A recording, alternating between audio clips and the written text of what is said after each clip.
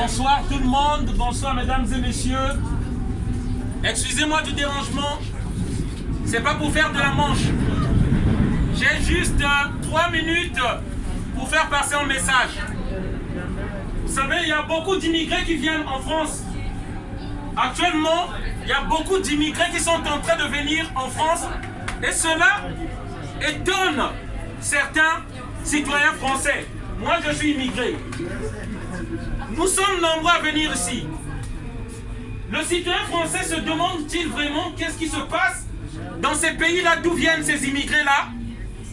Est-ce que le citoyen français se penche sur la politique pour savoir mais quelles sont les causes qui provoquent cette immigration massive?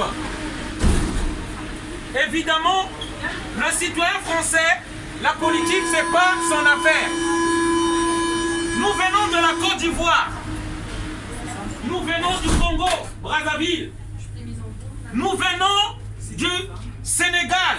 Nous venons du Gabon. Nous venons de la Centrafrique. Et nous venons de plusieurs pays africains. Mais qu'est-ce qui se passe dans ces pays-là? Ce que le citoyen français devait se poser. Il faut savoir, la majorité des entreprises occidentales se trouvent en Afrique. Simplement parce que 75% des richesses du monde se trouvent en Afrique. Mais pourquoi l'Afrique est pauvre? Nous venons de ces pays-là, pourquoi? Parce que la France, la politique, l'oligarchie française a imposé des dictateurs dans nos pays qui nous font fuir et qui nous font exiler. Si le citoyen français ne sait pas, je viens éveiller les consciences. Je viens vous dire de regarder sur Internet, de voir. Ali Bongo a été imposé par la France. Si le citoyen français ne le sait pas, lorsque les Gabonais se sont levés, parce qu'on nous dit toujours pourquoi on n'enlève pas ces dictateurs, c'est l'armée française qui est partie chercher le despote rejeté par le peuple pour lui remettre au pouvoir, qu'on appelle Léomba Minko.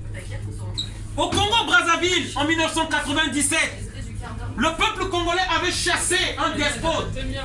Avec les armes françaises, on a remis ce despote-là au pouvoir qui nous tue et qui a fait que moi j'immigre. Au Sénégal, il s'appelle Macky Sall, qui appauvrit son peuple. C'est pourquoi nous fuyons. Et là en Côte d'Ivoire, souvenez-vous, rappelez-vous, citoyens français, en 2011, Nicolas Sarkozy est monté dans l'écran de télévision pour dire que Laurent Gbagbo était dictateur qui tuait son peuple chez lui.